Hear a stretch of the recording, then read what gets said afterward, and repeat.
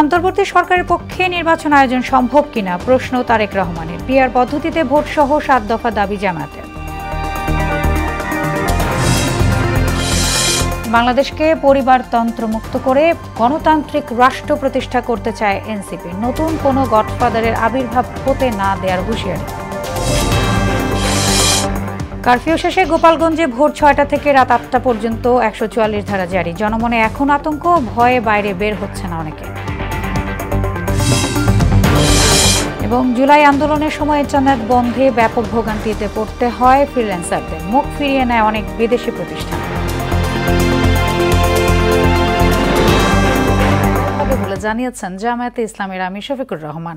PR পদ্ধতিতে নির্বাচন সহ ৭ দফা দাবিতে শনিবার বিকেলে সোহরাওয়ার্দী উদ্যানে আয়োজিত জাতীয় সমাবেশে এসব কথা বলেন তিনি। ক্ষমতায় গেলে শাসক নয়, জনসেবক হওয়ার অঙ্গীকারও করেন জামায়াতের আমির। বাংলাদেশ জামায়াতে ইসলামী থেকে সংসদ সদস্যরা নির্বাচিত হয়ে সরকার গঠন করেন, তাহলে আগামীতে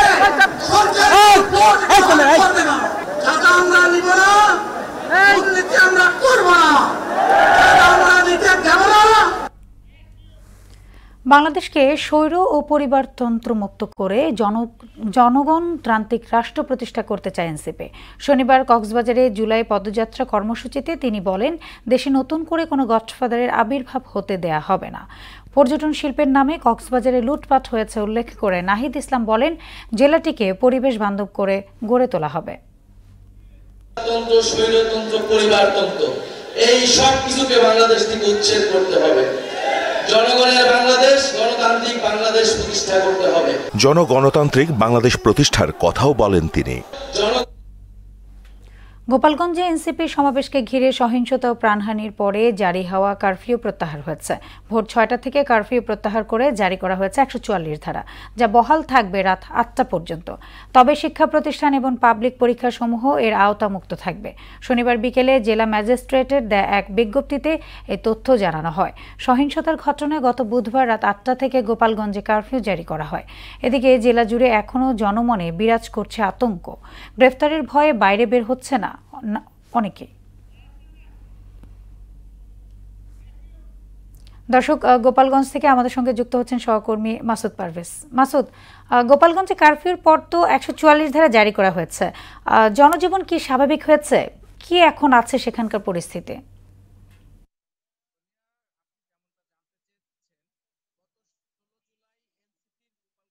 যে পদযাত্রা কর্মসূচিকে কেন্দ্র করে কিন্তু যে দফায় দফায় আইন শৃঙ্খলা বাহিনীর সাথে সংঘর্ষের ঘটনার পরে এখনো পর্যন্ত কিন্তু জেলা জুড়ে একটা থমথমে পরিস্থিতি বিরাজ করছে। এছাড়াও এই ঘটনাকে কেন্দ্র করে এ পর্যন্ত কিন্তু 4টি মামলা দায়ের করা হয়েছে, যেখানে আসামি করা হয়েছে 3008 জনকে। কিন্তু যৌথ বাহিনীর অভিযানে কিন্তু এ পর্যন্ত গ্রেপ্তার করা হয়েছে প্রায় 3 শতাধিক মানুষকে। আর সার্বিক পরিস্থিতি যদি বলি, এই ঘটনার পর থেকে কিন্তু সাধারণ মানুষ যারা আছেন তাদের মনে কিন্তু অনেকটা উদ্বেগ, উৎকণ্ঠার মধ্য দিয়ে কিন্তু তাদের জীবনযাপন করতে হচ্ছে। এছাড়াও বর্তমান যে পরিস্থিতি, সকাল 6টা পর্যন্ত কিন্তু কারফিউ ছিল, আজ সকাল 8টা থেকে রাত 8টা পর্যন্ত কিন্তু ১৪৪ ধারা জারি করা হয়েছে। এছাড়াও কিন্তু শহর এবং তার আশপাশের গ্রামগুলোতে কিন্তু গ্রেপ্তার আতঙ্ক কিন্তু রয়েছে। অনেকে কিন্তু গ্রেপ্তার আতঙ্কে ঘর ছাড়া রয়েছে অনেক মানুষ। এতে কিন্তু রাস্তায় অনেকে বের হচ্ছেন না, যার কারণে ব্যবসা প্রতিষ্ঠানগুলো ক্ষতিগ্রস্ত হচ্ছে। এবং খেটে খাওয়া দিনমজুর মানুষ যারা রিক্সা চালক, ভ্যান চালক যারা আছেন, তারা কিন্তু বলছেন যে রাস্তায় গ্রেপ্তার আতঙ্কে অনেকে বের না হওয়ার কারণে সারাদিন রিক্সা চালানোর পরেও কিন্তু তাদের বাজারের খরচ কিন্তু জুটছে না। এছাড়াও কিন্তু এই ঘটনায় সকাল থেকেই আমরা কিন্তু আইন শৃঙ্খলা বাহিনীর যে উপস্থিতি সকালবেলা থেকেই ব্যাপক তৎপরতা আমরা দেখতে পেয়েছি, এবং রাস্তায় কিন্তু সেনাবাহিনী সহ বিভিন্ন আইন শৃঙ্খলা বাহিনীর লোকজন কিন্তু টহল দিচ্ছে। এছাড়াও এই ঘটনায় যারা নিহত হয়েছেন তাদের ময়না তদন্ত নিয়ে কিন্তু নানা ধরনের আলোচনা সমালোচনার সৃষ্টি হয়েছে গোপালগঞ্জে। এই ছিল গোপালগঞ্জ থেকে আমার কাছে সর্বশেষ। মাসুদ, আপনাকে ধন্যবাদ। এবার জুলাই গণ অভ্যুত্থান নিয়ে আমাদের বিশেষ আয়োজন রক্তাক্ত জুলাই।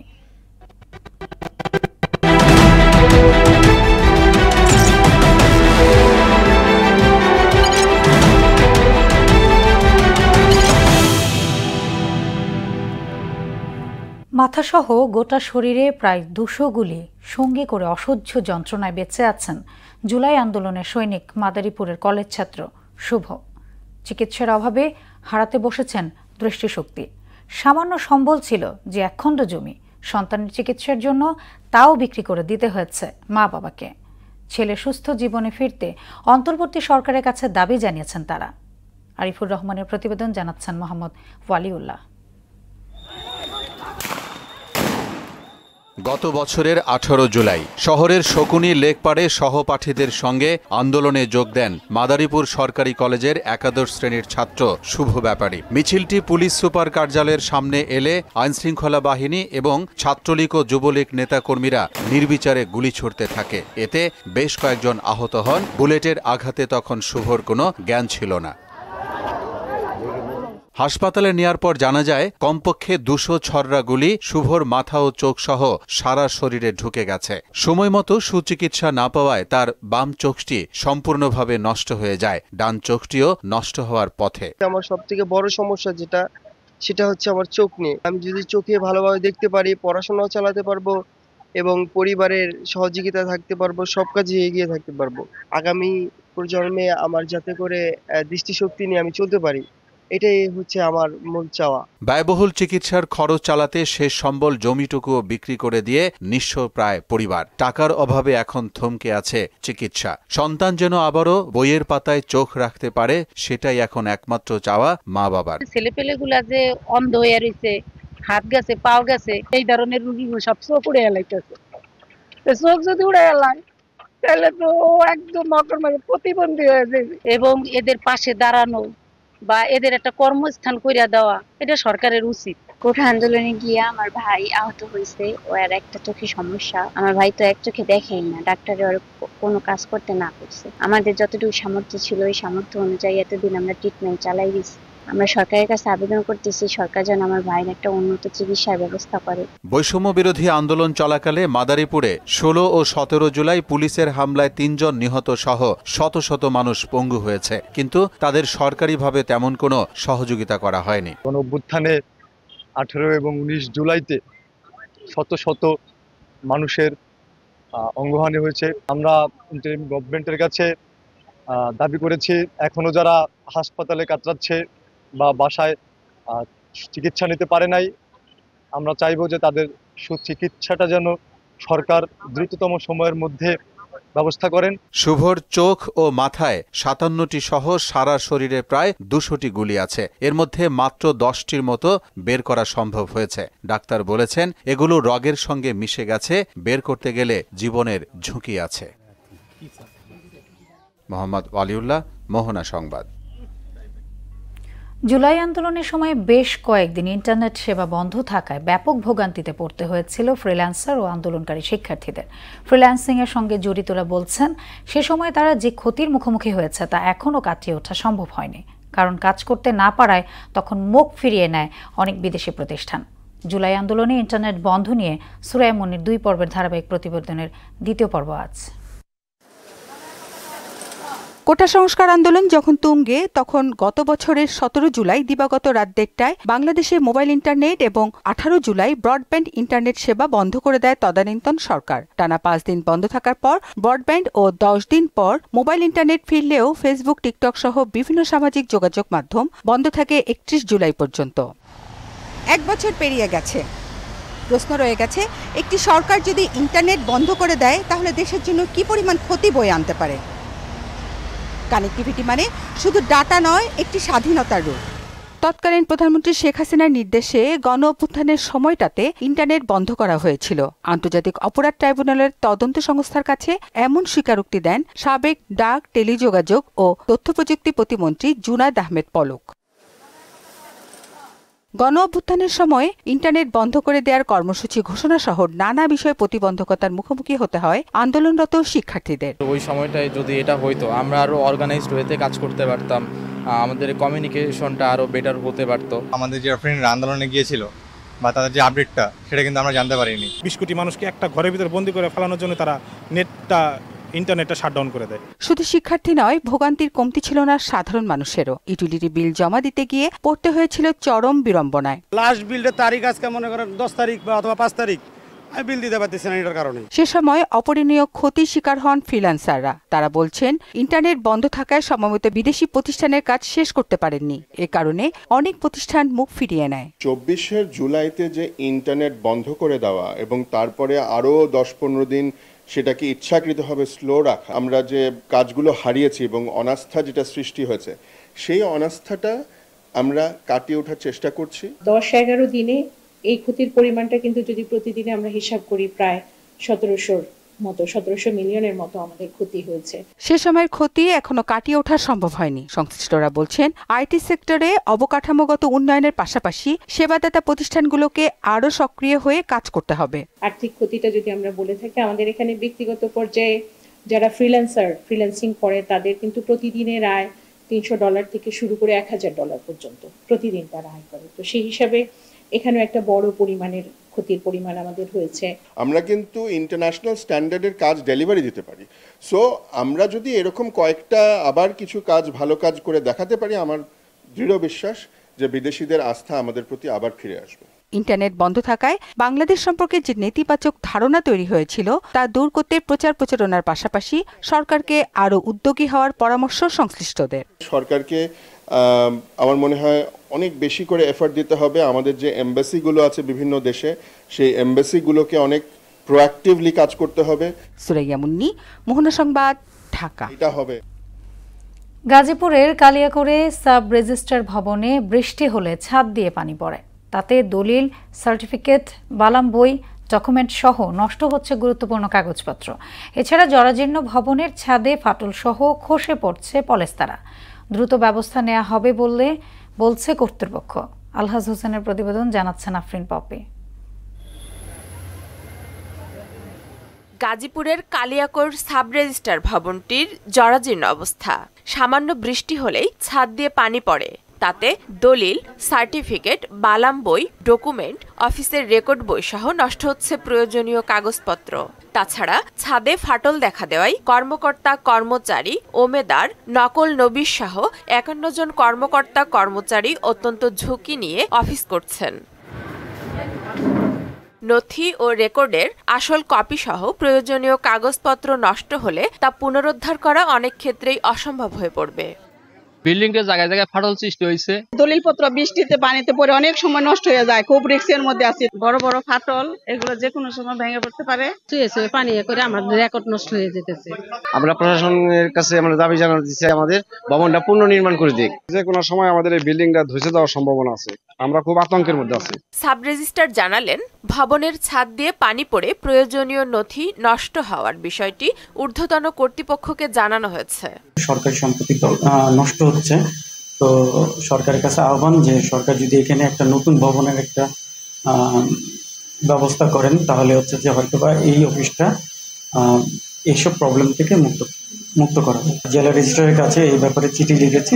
সাব রেজিস্ট্রার ভবনটি 50 বছরের পুরাতন, তাই নতুন একটি ভবন নির্মাণের জন্য আবেদন করা হবে। তবে আপাতত একটি ভাড়া বিল্ডিং এ অফিস স্থানান্তর করা হবে। নতুন বিল্ডিং এর জন্য আমরা সংশ্লিষ্ট মন্ত্রণালয়ে আবেদনপত্র প্রেরণ করব। সেখান থেকে একটা বরাদ্দ এসে বিল্ডিং করা একটা সময় সাপেক্ষ ব্যাপার, কিন্তু এর মধ্যে আমরা হয়তো চেষ্টা করব যে আমাদের ডিপার্টমেন্ট থেকে অনুমতি নিয়ে একটা ভাড়া বিল্ডিং এ আপাতত আমাদের রেকর্ডপত্রগুলো সহ অফিসকে স্থানান্তর করার জন্য।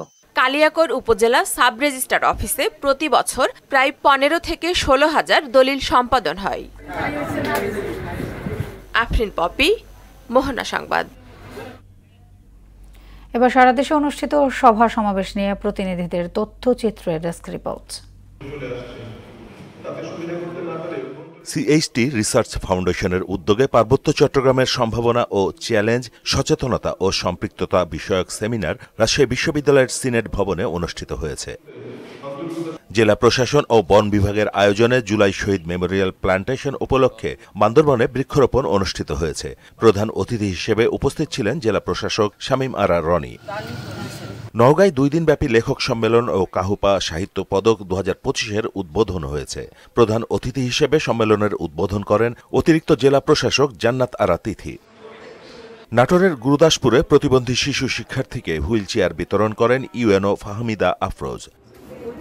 বাংলাদেশ খেলাফত মজলিসের গাজীপুরের কালিয়াকৈর উপজেলা শাখার শুরা অধিবেশন ও কমিটি গঠন উপলক্ষে আলোচনা সভা অনুষ্ঠিত হয়েছে। নীলফামারীর ডিমলা উপজেলায় মাদ্রাসার স্থায়ী ভবন নির্মাণ ও জরাজীর্ণ ভবনের সংস্কার দাবিতে মানববন্ধন কর্মসূচি পালন করেছে শিক্ষার্থীরা। বিএনপির বিরুদ্ধে ষড়যন্ত্র ও দলের ভারপ্রাপ্ত চেয়ারম্যান তারেক রহমানকে নিয়ে কটূক্তির প্রতিবাদে নারায়ণগঞ্জের রূপগঞ্জে বিক্ষোভ মিছিল ও প্রতিবাদ সমাবেশ করেছে উপজেলা যুবদল। টাঙ্গাইলে এস আলম গ্রুপের মালিকানাধীন পদ্মা ইসলামী লাইফ ইন্স্যুরেন্স কোম্পানিতে জমা অর্থ ফেরতের দাবিতে মানববন্ধন করেছে ভুক্তভোগী গ্রাহকরা। ময়মনসিংহে জুলাই আন্দোলনে নিহত শিক্ষার্থী রেদওয়ান হোসেন সাগর এর মিলাদ ও দোয়া মাহফিল অনুষ্ঠিত হয়েছে। এতে শহীদ পরিবার সহ বিভিন্ন শ্রেণী পেশার মানুষজন অংশ নেয়। কেবল অপারেটর্স অ্যাসোসিয়েশন অব বাংলাদেশ কোয়াব এর দ্বিবার্ষিক নির্বাচন উপলক্ষে সম্মিলিত পরিষদের উদ্যোগে নির্বাচনী প্রচারণা ও প্রার্থী পরিচিতি সভা অনুষ্ঠিত হয়েছে। জুলাই আগস্ট গণ অভ্যুত্থানের পুনর্জাগরণ উপলক্ষে ঝালকাঠিতে পালিত হয়েছে এক শহীদ এক বৃক্ষরোপণ এবং দেয়ালে দেয়ালে গ্রাফিতি অঙ্কন কর্মসূচি।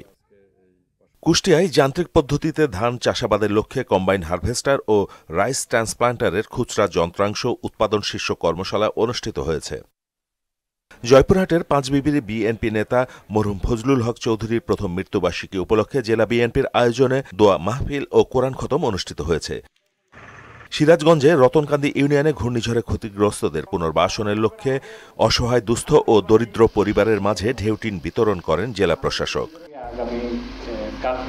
মাহমুদ হোসেন, মোহনা সংবাদ। এবার আন্তর্জাতিক সংবাদ। ইসরায়েলের প্রাণঘাতী হামলায় গাজা জুড়ে শনিবার সারা দিনে প্রাণ গেছে আরও 116 ফিলিস্তিনের। আহত হয়েছে অনেকে। এর মধ্যে 38 জন গুলিবিদ্ধ হয়ে মারা যান যুক্তরাষ্ট্র সমর্থিত গাজা হিউম্যানিটেরিয়ান ফাউন্ডেশনের সহায়তা কেন্দ্রে ত্রাণ নিতে গিয়ে। এদিকে গাজার স্বাস্থ্য মন্ত্রণালয় বলছে, গাজা জুড়ে জরুরি বিভাগগুলোতে অপুষ্টিতে ভোগা মানুষের ভিড় সামাল দেওয়া সম্ভব হচ্ছে না। বর্তমানে 17 বছরের বেশি শিশু চরম অপুষ্টিতে ভুগছে। আলসিফা হাসপাতালের পরিচালক বলছে, শনিবার মাত্র 35 দিন বয়সী এক শিশু অপুষ্টিতে ভুগে মারা গেছে। এবার ক্রিকেট।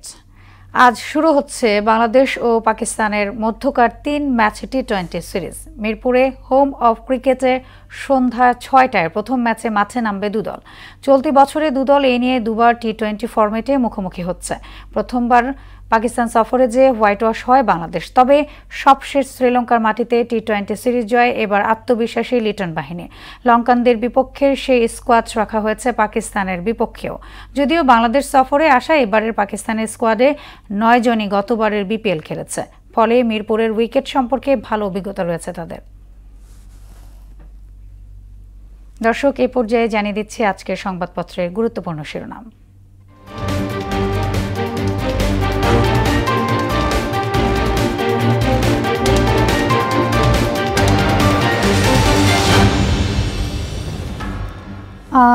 প্রথমে জানাবো প্রথম আলো শিরোনাম করেছে সবচেয়ে বেশি মৃত্যু শ্রমজীবীদের। জুলাই আন্দোলনে হচ্ছে চাঁদা নিতে দেব না, দুর্নীতি সহ্য করব বলেছেন জামায়াতে আমির। দৈনিক ইত্তেফাক হেডলাইন করেছে অন্তর্বর্তী সরকারকে আদৌ নির্বাচন আয়োজন করতে পারবে বলেছেন তারেক রহমান। এবার লড়াই দুর্নীতির বিরুদ্ধে, জামায়াতের সভা সমাবেশে। সমকাল হেডলাইন করেছে যুক্তরাজ্যে সম্পত্তির মালিকানা ছাড়ছেন ঢাকার ধনকুবেররা। সংসদ নির্বাচন হতে হবে পিআর পদ্ধতিতে।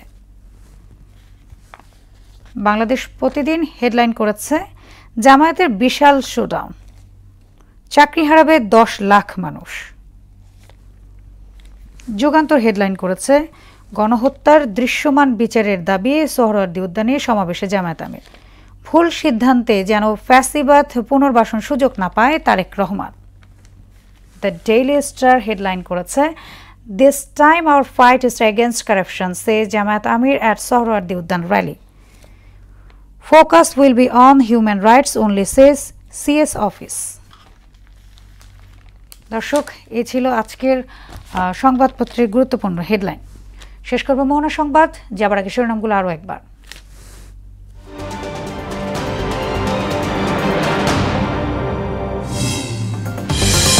অন্তর্বর্তী সরকারের পক্ষে নির্বাচন আয়োজন সম্ভব কিনা প্রশ্ন তারেক রহমানের। পিআর পদ্ধতিতে ভোট সহ 7 দফা দাবি জামায়াতের। বাংলাদেশকে পরিবারতন্ত্র মুক্ত করে গণতান্ত্রিক রাষ্ট্র প্রতিষ্ঠা করতে চায় এনসিপি। নতুন কোনো গডফাদারের আবির্ভাব হতে না দেওয়ার হুঁশিয়ারি। কারফিউ শেষে গোপালগঞ্জে ভোর 6টা থেকে রাত 8টা পর্যন্ত 144 ধারা জারি। জনমনে এখন আতঙ্ক, ভয়ে বাইরে বের হচ্ছে না অনেকে। এবং জুলাই আন্দোলনের সময় ইন্টারনেট বন্ধে ব্যাপক ভোগান্তিতে পড়তে হয় ফ্রিল্যান্সারদের। মুখ ফিরিয়ে নেয় অনেক বিদেশি প্রতিষ্ঠান।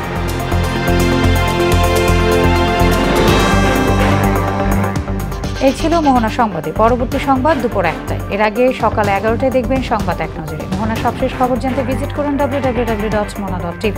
সংবাদ দেখতে পারেন ফেসবুক, ইউটিউবে। এতক্ষণ সঙ্গে থাকার জন্য ধন্যবাদ সবাই।